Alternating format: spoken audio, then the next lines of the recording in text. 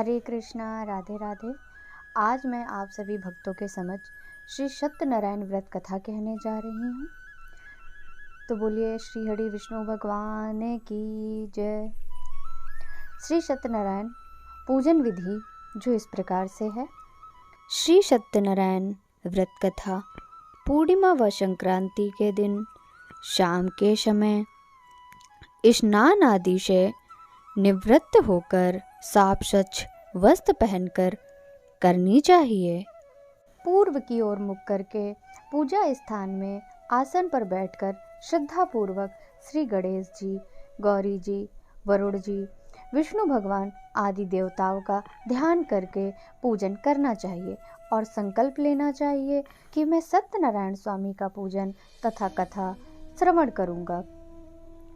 पुष्प हाथ में लेकर सत्यनारायण भगवान का ध्यान करके यज्ञोपवीत, पुष्प, धूप, नैवेद्य आदि अर्पित कर स्तुति करें। हे भगवान, मैं श्रद्धा पूर्वक फल, जल आदि सामग्री आपको अर्पण कर बारंबार नमस्कार करता हूँ। कृपया अपने भक्त द्वारा की गई आराधना स्वीकार करो। तत्पश्चात श्री सत्यनारायण भगवान की कथा श्रवण करनी चाहिए। श्री सत्यनारायण भगवान की कथा में जो आवश्यक सामग्री है वह कुछ इस प्रकार से है। केले के खंभे, पंचपल्लव, कलश, पंचरत्न, चावल, कपूर, धूप, पुष्पों से बनी हुई माला, नारियल, मौसमी फल, अंगवस्त्र, नैवेद्य, कलावा, आम के पत्ते, यज्ञोपवीत, वस्त्र, गुलाब के फूल, घी का दीपक, तुलसी दल, पान, पंचामृत, केसर, बंधनवार, चौकी इत्यादि सामग्री की आवश्यकता होती है। अब आप सभी भक्त श्री सत्यनारायण व्रत कथा श्रवण करिए। श्री व्यास जी ने कहा, एक समय नैमिषारण्य तीर्थ में शौनक आदि 88,000 ऋषि मुनियों ने पुराण वेत्ता श्री सूत जी से पूछा, हे सूत जी, इस कलयुग में वेद विद्या रहित मानवों को ईश्वर भक्ति किस प्रकार मिलेगी और उनका उद्धार कैसे होगा? हे मुनीश्वर, आप कोई ऐसा व्रत अथवा तप बताइए जिसे करने से मनुष्य थोड़े ही समय में पुण्य प्राप्त कर सके और उसे मनवांछित फल भी मिले। ऐसे मनोरथ पूर्ण करने वाली कथा सुनने की हमारी प्रबल इच्छा है। सर्वशास्त्र ज्ञाता श्री सूत जी बोले, हे वैष्णव के पूज्य, आप सभी ने मानव जाति के हित की बात पूछी है, अतः आप सबके अनुरोध पर मैं उस श्रेष्ठ व्रत को अवश्य कहूँगा जिसे नारद जी ने एक समय श्री लक्ष्मी भगवान जी से पूछा था। श्री लक्ष्मीपति श्री विष्णु भगवान ने मुनि श्रेष्ठ नारद जी को बताया था। उस कथा को मैं तुम सबसे कहूँगा, अतः ध्यान से सुनो।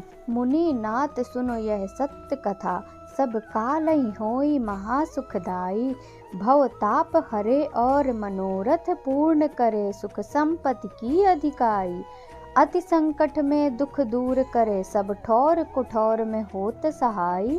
भगवान महात्म है इसमें, अपना कली में फल और जनाई।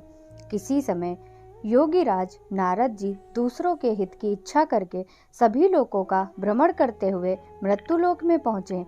यहाँ अनेक योनियों में जन्मे प्रायः सभी मनुष्यों को अपने कार्यों के अनुसार दुखों से पीड़ित देखकर उन्होंने विचार किया कि कौन यत्न के करने से निश्चित रूप से प्राणियों के दुखों का अंत हो सकेगा।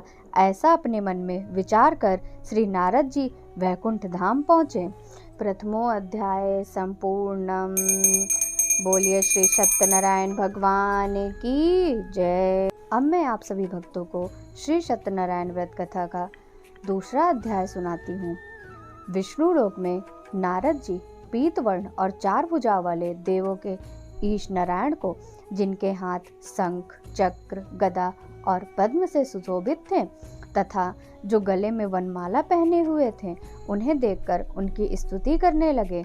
नारद जी विष्णु जी से बोले, हे प्रभु, आप अत्यंत दुर्लभ शक्तियों से युक्त हैं। मन तथा वाणी भी आपको पाने में असमर्थ हैं। आपका आदि मध्य अंत कोई नहीं जानता। आप निर्गुण स्वरूप सृष्टि के कारण भक्तों के दुखों को हरने वाले हैं। आपको मेरा नमस्कार है। नारद जी इस प्रकार की स्तुति सुनकर भगवान लक्ष्मीपति विष्णु जी से बोले, हे मुनि श्रेष्ठ नारद जी, आपके मन में क्या है? आपका आगमन यहाँ किस कार्यवश हुआ? निसंकोच कहो। तब नारद जी ने कहा, हे प्रभु, मृत्युलोक में सभी प्राणी जो अनेक योनियों में पैदा हुए हैं, अपने अपने कर्मों द्वारा अनेक प्रकार के दुखों से ग्रस्त दुखी दिख रहे हैं। हे नाथ, यदि आप मुझ पर दया रखते हो तो कृपा कर मुझे बताइए, उन मनुष्यों के सभी दुख थोड़े ही प्रयत्न से कैसे दूर हो सकते हैं? श्री विष्णु भगवान ने कहा, हे नारद, मनुष्य के हित जानने के लिए तुमने यह बहुत अच्छा प्रश्न किया है। जिस व्रत के करने से मनुष्य मोह के बंधन से छूट जाता है, वह व्रत मैं तुमसे कहता हूँ, सुनो। बहुत पुण्य देने वाला स्वर्ग तथा मृत्यु लोक में दुर्लभ एक उत्तम व्रत है, जो आज मैं प्रेमवश तुमसे कहता हूँ। श्री सत्यनारायण भगवान का यह व्रत विधि विधान पूर्वक संपन्न करके मनुष्य इस धरती पर सुख भोग कर मृत्यु के उपरांत मोक्ष की प्राप्ति करता है। श्री विष्णु भगवान के अमृत से ओत प्रोत वचन सुनकर नारद जी बोले, हे प्रभु, उस व्रत का विधान क्या है? उस व्रत का क्या फल है? इस व्रत को पूर्व समय में किसने किया और किस दिन यह व्रत किया जाना चाहिए? कृपया इस व्रत की विधि और विधान मुझे विस्तार पूर्वक कहो। मुझे यह सब सुनने की तीव्र इच्छा है। श्री विष्णु भगवान बोले, हे नारद, सभी प्राणियों के दुख शोकों को दूर करने वाला यह व्रत सभी स्थानों पर विजयी करने वाला अमोघ अस्त्र है। भक्ति और श्रद्धा से युक्त मनुष्य किसी भी दिन श्री सत्यनारायण भगवान की संध्या के समय ब्राह्मणों बंधु बांधवों सहित धर्मपरायण होकर पूजा करे। भक्ति भाव से पूर्ण हो, नवेद, केले के फल, शहद, घी, शक्कर या गुड़, दूध, गेहूं का आटा, सवैया लेवे, इन सबको भक्ति भाव से संपन्न हो भगवान श्री सत्यनारायण को अर्पण करे। बंधु बांधवों सहित ब्राह्मण को भोजन कराए। इसके पश्चात स्वयं भोजन करे। रात्रि में नृत्य भजन आदि का आयोजन कर श्री सत्यनारायण भगवान का स्मरण करते हुए इस तरह जो मनुष्य व्रत करेंगे उनके समस्त मनोरथ निश्चय ही पूर्ण होंगे। विशेष रूप से कलयुग में मृत्यु लोक में यही एक उपाय है जिसे अल्प समय और कम धन में महान पुण्य की प्राप्ति हो सकती है। द्वितीय अध्याय संपूर्णम। बोलिए श्री सत्यनारायण भगवान की जय। अब आप श्री सत्यनारायण भगवान की कथा का तीसरा अध्याय श्रवण करने जा रहे हैं। श्री सूत जी बोले, हे ऋषियों, जिन्होंने पहले समय में इस व्रत को किया है, अब मैं उनका इतिहास कहता हूँ। कृपया आप सब ध्यान से सुने। सुंदर काशीपुर नगरी में अत्यंत निर्धन ब्राह्मण रहता था। वह ब्राह्मण नित्य प्रति भूख प्यास से व्याकुल होकर पृथ्वी पर भ्रमण करता था। ब्राह्मणों से प्रेम करने वाले श्री विष्णु भगवान ने ब्राह्मण को दुखी देखकर एक दिन बूढ़े ब्राह्मण का रूप धारण करके उस दुखी व निर्धन ब्राह्मण के समक्ष पहुंचकर आदर के साथ पूछा, हे विप्र, तुम नित्य प्रति ही दुखी होकर पृथ्वी पर क्यों घूमते हो? हे श्रेष्ठ ब्राह्मण, यह सब मुझसे कहो, मैं तुम्हारी व्यथा सुनना चाहता हूँ। दरिद्र ब्राह्मण बोला, मैं एक निर्धन ब्राह्मण हूँ, भिक्षा के लिए नित्य प्रति पृथ्वी पर विचरता हूँ। हे भगवान, यदि आप इस समस्या से छुटकारा पाने का कोई उपाय जानते हो तो कृपा कर मुझसे कहें। वृद्ध ब्राह्मण रूपी विष्णु जी से बोले, हे ब्राह्मण श्रेष्ठ, श्री सत्यनारायण भगवान मनोवांछित फल देने वाले हैं, अतः तुम उनका पूजन करो। इस व्रत के करने से मनुष्य दुखों से मुक्त हो जाता है। दरिद्र ब्राह्मण को व्रत का सारा विधान बतलाकर बूढ़े ब्राह्मण का रूप धारण करने वाले श्री सत्यनारायण भगवान अंतर्ध्यान हो गए। जिस व्रत के विषय में मुझे वृद्ध ब्राह्मण ने बतलाया, मैं उस व्रत को अवश्य ही करूंगा, ऐसा मन में निश्चय कर वह निर्धन ब्राह्मण अपने घर पहुंचा। परंतु उस रात्रि उस ब्राह्मण को नींद नहीं आई। अगले दिन वह जल्दी उठा और श्री सत्यनारायण भगवान का ध्यान कर उनका व्रत करने का निश्चय कर भिक्षा मांगने के लिए चल पड़ा। उस दिन उस दरिद्र ब्राह्मण को भिक्षा में बहुत सा धन मिला, जिससे उसने पूजन का सामान खरीद कर अपने घर आकर बंधु बांधवों के साथ भगवान श्री सत्यनारायण का व्रत किया, जिसके करने से वह दरिद्र ब्राह्मण सब दुखों से छूटकर अनेक प्रकार की संपत्तियों से युक्त हो गया। तब से वह प्रत्येक मास व्रत करने लगा। श्री सत्यनारायण भगवान के व्रत को जो मनुष्य शास्त्र विधि के अनुसार श्रद्धा पूर्वक करेगा वह सब पापों से मुक्त होकर मोक्ष को प्राप्त होगा।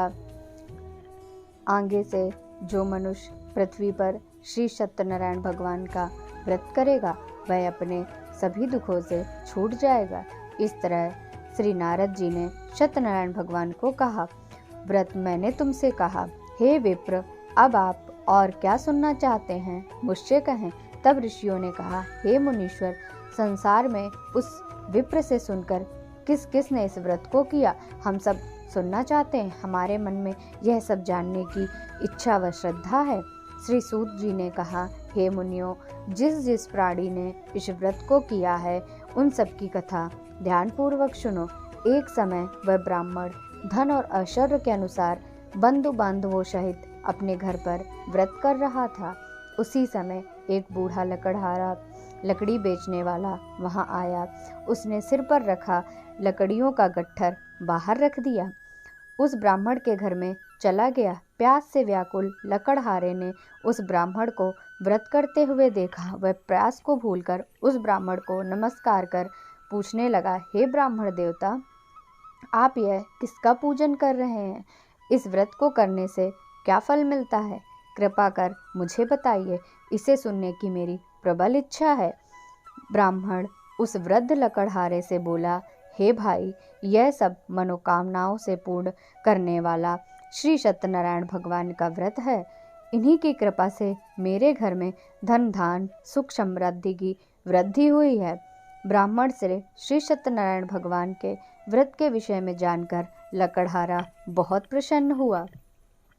भगवान का चरणामृत ले प्रसाद ग्रहण करने के पश्चात भोजन कर वह अपने घर पहुंचा।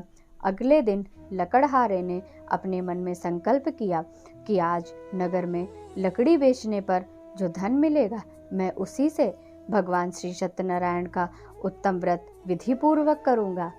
ऐसा मन में विचार कर वह लकड़हारा लकड़ियों का गट्ठर लेकर अपने सिर पर रखकर जिस नगर में धनवान लोग रहते थे उस नगर में गया।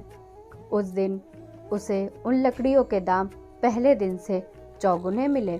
तब वह बूढ़ा लकड़हारा अति प्रसन्न हो पके फल की कली, शक्कर, शहद, दूध, घी, दही, गेहूं का चूर्ण इत्यादि सामान श्री सत्यनारायण के व्रत हेतु लेकर अपने घर आ गया। उसने अपने बंधु बांधवों को बुलाकर विधि विधान के साथ भगवान का पूजन और व्रत किया। उस व्रत के प्रभाव से वह बूढ़ा लकड़हारा धन पुत्र आदि से युक्त हो संसार के समस्त सुख भोग कर अंत में वैकुंठ धाम को चला। तृतीय अध्याय संपूर्णम। बोलिए श्री सत्यनारायण भगवान की जय। अब आप सभी वक्त श्री सत्यनारायण व्रत कथा का चौथा अध्याय श्रवण करने जा रहे हैं। श्री सूत जी बोले, हे श्रेष्ठ मुनियों, अब आगे की एक कथा कहता हूँ। पूर्व काल में उल्कामुख नाम का एक महान बुद्धिमान राजा राज्य करता था। वह सत्यवक्ता और जितेंद्रिय था। वह प्रतिदिन देव स्थान पर जाकर गरीबों को धन देकर उनके कष्टों को दूर करता था। उसकी पत्नी कमल के समान मुख वाली सती साध्वी थी। भद्रशिला नदी के तट पर उन्होंने श्री सत्यनारायण भगवान का व्रत किया। उस समय वहां साधु नाम का एक वैश्य व्यापारी आया। उसके पास व्यापार हेतु बहुत सा धन था। वह वैश्य नाव को किनारे पर ठहराकर राजा के पास आया। राजा को व्रत करते देख विनयशील वाणी से बोला, भक्ति युक्त चित्त से आप यह किसका पूजन कर रहे हैं? मेरी सुनने की प्रबल इच्छा है, कृपया आप मुझे सविस्तार बताएं। महाराज उल्कामुख ने कहा, हे साधु वैश्य, मैं अपने बंधु बांधवों के साथ पुत्र की प्राप्ति हेतु सर्वशक्ति संपन्न महान शक्तिशाली सत्यनारायण भगवान का व्रत व पूजन कर रहा हूँ। राजा के भक्ति युक्त वचनों को सुनकर उस साधु नामक वैश्य ने आदर से कहा, हे राजन, मुझे भी इस व्रत का संपूर्ण विधान समझाएं। मैं भी आपके कथानुसार इस व्रत को अवश्य करूँगा। मैं भी संतानहीन हूँ। मुझे पूर्ण विश्वास है कि इस व्रत के करने से निश्चय है मुझे भी संतान की प्राप्ति होगी। राजा से व्रत का सब विधान सुनकर व्यापार से निवृत्त हो वह वैश्य व्यापारी आनंद के साथ अपने घर पहुंचा। उस समय वैश्य ने अपनी पत्नी लीलावती से संतान देने वाले उस व्रत का संपूर्ण वृतांत कह सुनाया और स्वयं प्रण किया कि जब संतान होगी तब मैं इस व्रत को अवश्य करूंगा। एक दिन उसकी पत्नी लीलावती आनंदित हो सांसारिक धर्म से प्रवृत्त होकर श्री सत्यनारायण भगवान की कृपा से गर्भवती हो गई। 10वें महीने में एक सुंदर कन्या को जन्म दिया। दिनों दिन वह कन्या इस तरह बढ़ने लगी जैसे शुक्ल पक्ष का चंद्रमा बढ़ता है। कन्या का नाम कलावती रखा गया। तब एक दिन लीलावती ने मीठे शब्दों में अपने पति को स्मरण कराया, हे नाथ, आपने जो भगवान का व्रत करने का संकल्प किया था, अब आप उसे पूरा कीजिए। साधु वैश्य ने कहा, हे प्रिय, मैं कन्या के विवाह पर इस व्रत को करूंगा। इस प्रकार अपनी पत्नी को आश्वासन देकर वह साधु वैश्य अपने व्यापार को करने के लिए दूसरे नगर चला गया। कलावती पितृगृह में वृद्धि को प्राप्त हुई। एक दिन साधु ने जब अपनी पुत्री को नगर में सखियों के साथ खेलते देखा तो एक दूत को बुलाकर कहा, हे दूत, हमारी पुत्री हेतु कोई सुयोग्य वर तलाश करके लाओ। उसकी आज्ञा सुनकर दूत कंचन नगर पहुंचा और देखभाल कर वैश्य की पुत्री हेतु एक सुयोग्य सुशील वणिक पुत्र खोज कर ले आया। उस सुयोग्य वर को देखकर वैश्य ने अपने बंधु बांधवों सहित प्रसन्न चित्त मुद्रा में अपनी पुत्री का विवाह कर वणिक पुत्र के साथ कर दिया। परंतु दुर्भाग्यवश वह विवाह के समय भी सत्यनारायण भगवान का व्रत करना भूल गया। इस पर श्री भगवान क्रोधित हो गए। उन्होंने वैश्य को शाप दिया कि तुम्हें दारुण दुख प्राप्त होगा। अपने कार्य में दक्ष वैश्य अपने जमाई सहित नावों को लेकर व्यापार के लिए समुद्र के समीप स्थित रत्नसार नामक नगर में पहुंचा। दोनों ससुर जमाई चंद्रकेतु राजा के नगर में व्यापार करने लगे। एक दिन भगवान श्री सत्यनारायण की माया से प्रेरित हो एक चोर राजा का धन चुराकर भागा जा रहा था। राजा के सैनिकों को अपने पीछे तेजी से आते देख चोर ने घबराकर राजा के धन को कहीं नाव में चुपचाप रख दिया, जहां वे दोनों ससुर जमाई ठहरे हुए थे, और स्वयं वहां से भाग गया। जब सैनिकों ने उस वैश्य के पास राजा के धन को रखा हुआ देखा तो दोनों को बांधकर राज दरबार में ले गए और राजा के समीप दोनों ससुर जमाई को ले जाकर बोले, हे राजन, हम ये दो चोर पकड़ कर लाए हैं, देखकर आज्ञा दे। तब राजा ने उनकी बातें सुने बिना ही उन्हें कारागार में डालने की आज्ञा दे दी। इस प्रकार निर्दोष होते हुए भी राजा की आज्ञा से उन्हें कठिन कारावास में डाल दिया गया तथा उनका सारा धन छीन लिया गया। इसी प्रकार से चतुर्थो अध्याय समाप्तम। बोलिए श्री सत्यनारायण भगवान की जय। अब आप सभी वक्त श्री सत्यनारायण व्रत कथा का 5वां अध्याय श्रवण करने जा रहे हैं। सत्यनारायण भगवान के शाप के कारण साधु वैश्य की पत्नी लीलावती व पुत्री कलावती भी घर पर अत्यधिक दुखी हुई। उनके घर में रखा धन चोर चुरा कर ले गए। शारीरिक व मानसिक पीड़ा तथा भूख प्यास से अति दुखित हो भोजन की चिंता में लीलावती की कन्या कलावती एक ब्राह्मण के घर गई। उसने ब्राह्मण को श्री सत्यनारायण भगवान का व्रत करते हुए देखा। उसने कथा सुनी तथा प्रसाद ग्रहण कर रात को घर गई। लीलावती ने अपनी पुत्री कलावती से पूछा, हे पुत्री, तू अब तक कहाँ रही व तेरे मन में क्या है? कलावती बोली, हे माता, मैं ब्राह्मण के घर कुछ भोजन के लिए गई थी। मैंने वहाँ श्री सत्यनारायण भगवान का व्रत होते देखा, इसलिए मुझे वहाँ देर हो गई। कन्या के वचनों को सुनकर लीलावती श्री सत्यनारायण भगवान के पूजन की तैयारी करने लगी। उसने परिवार व बंधु बांधवों सहित श्री सत्यनारायण भगवान का पूजन व व्रत किया और वर मांगा कि मेरे पति और दामाद शीघ्र ही लौट आए, और साथ ही अपने अपराधों के लिए श्री सत्यनारायण भगवान से क्षमा याचना की। श्री सत्यनारायण भगवान जी लीलावती के इस व्रत व पूजन से अत्यंत प्रसन्न हुए और उन्होंने राजा चंद्रकेतु को स्वप्न में दर्शन देकर कहा, हे राजन, जिन दोनों वैश्यों को तुमने बंदी बनाकर रखा है वे निर्दोष हैं, उन्हें प्रातः ही छोड़ दो। उनका सब धन जो तुमने ग्रहण किया है उसे लौटा दो, अन्यथा मैं तेरा धन, राज्य, पुत्र आदि सब नष्ट कर दूंगा। राजा को ऐसे वचन कहकर भगवान अंतर्ध्यान हो गए। प्रातः काल राजा चंद्रकेतु ने सभा में सबको अपना स्वप्न कह सुनाया और सैनिकों को आज्ञा दी कि दोनों वणिक पुत्रों को कैद से मुक्त कर सभा में लाया जाए। दोनों ने आते ही राजा को प्रणाम किया। राजा ने कोमल वचनों से उनका सत्कार करते हुए कहा, हे महानुभावों, तुम्हें दुर्भाग्यवश ऐसा कठिन दुख प्राप्त हुआ है। अब तुम्हें कोई भय नहीं, अब तुम मुक्त हो। ऐसा कहकर राजा को उनको नए नए वस्त्र आभूषण पहनाए तथा जितना भी धन लिया था उससे दूना लौटाकर आदर से विदा किया। दोनों वैश्य अपने घर को चल दिए। पंचम अध्याय संपूर्णम। बोलिए श्री सत्यनारायण भगवान की जय।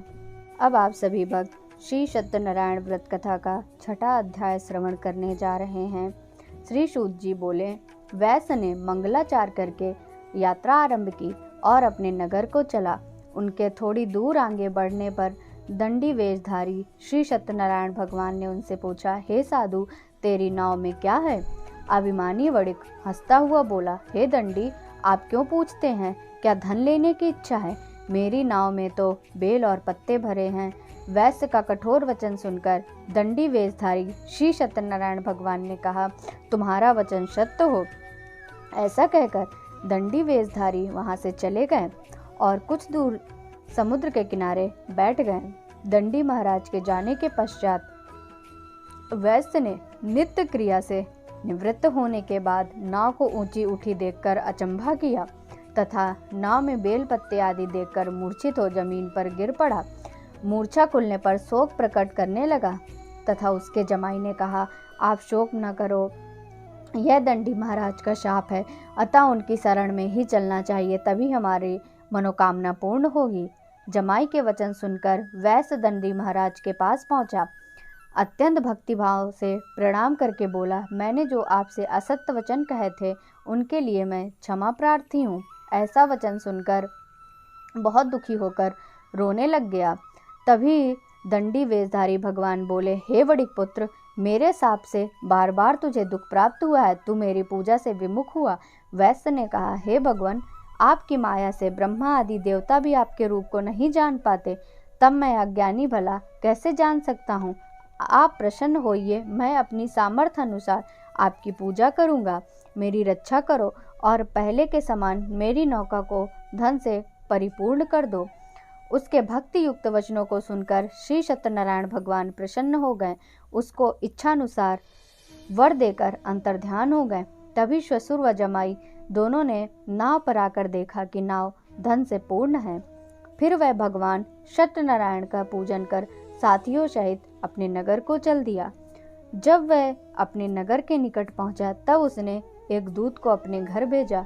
दूत ने वैश्य के घर जाकर अपनी पत्नी को नमस्कार किया और कहा, आपके पति और दामाद सहित इस नगर के समीप आ गए हैं। लीलावती और उसकी कन्या कलावती उस समय भगवान की पूजा कर रही थी। दूत के वचनों को सुनकर साधु की पत्नी ने अत्यंत हर्ष के साथ सत्यदेव का पूजन पूर्ण कर अपनी पत्नी से कहा, मैं अपने पति के दर्शन को जाती हूँ, तू कार्य पूर्ण कर शीघ्र आ जाना। माँ के जाते ही पुत्री कलावती पूजन व प्रसाद छोड़कर अपने पति के दर्शन के लिए चली गई। प्रसाद की अवज्ञा के कारण सत्यदेव ने रुष्ट होकर उसके पति को नाव सहित पानी में डुबो दिया। कलावती अपने पति को न देखकर रोती हुई जमीन पर गिर पड़ी। अपने जमाई और पुत्री की दशा देखकर साधु वैश्य बोला, हे प्रभु, मुझसे या मेरे परिवार से जो भी भूल हुई हो उसे क्षमा करो। उसके दीन वचनों को सुनकर सत्यदेव भगवान प्रसन्न हो गए। आकाशवाणी हुई, हे वैश्य, तेरी कन्या मेरा प्रसाद छोड़कर आई है, अतः इसका पति अदृश्य हुआ है। यदि वह घर जाकर प्रसाद ग्रहण कर लौटे तो इसका पति अवश्य मिलेगा। आकाशवाणी सुनकर कलावती ने घर पहुंचकर प्रसाद खाया और फिर आकर अपने पति के दर्शन किए। तत्पश्चात वैश्य ने वही बंधुओं सहित भगवान सत्यनारायण का विधि पूर्वक पूजन किया। वह इस लोक का सुख भोग कर अंत में स्वर्ग लोक को गया। इति श्री सत्यनारायण व्रत कथा छठा अध्याय संपूर्णम। बोलिए श्री सत्यनारायण भगवान की जय।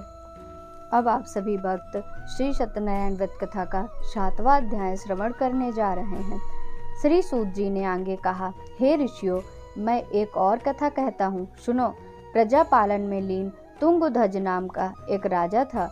उसने भगवान सत्यनारायण देव का प्रसाद त्याग कर बहुत दुख पाया।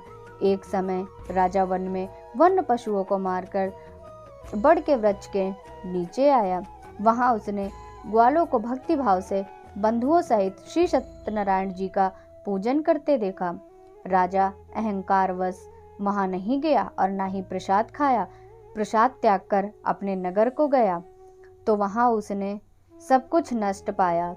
वह समझ गया कि भगवान सत्यनारायण ने ही किया है। तब वह स्थान पर गया, ग्वालों के संग विधि पूर्वक पूजन कर प्रसाद खाया तो सत्यनारायण की कृपा से सब कुछ पहले जैसा ही हो गया। मरने पर स्वर्ग लोक को गया। जो मनुष्य इस परम दुर्लभ व्रत को करेगा, श्री सत्यनारायण भगवान की कृपा से उसे धन धान की प्राप्ति होगी। निर्धन धनी और बंदी बंधन से मुक्त होकर निर्भय हो जाता है। संतानहीन को संतान प्राप्त होती है तथा सब मनोरथ पूर्ण होकर अंत में वह बैकुंठ धाम को जाता है।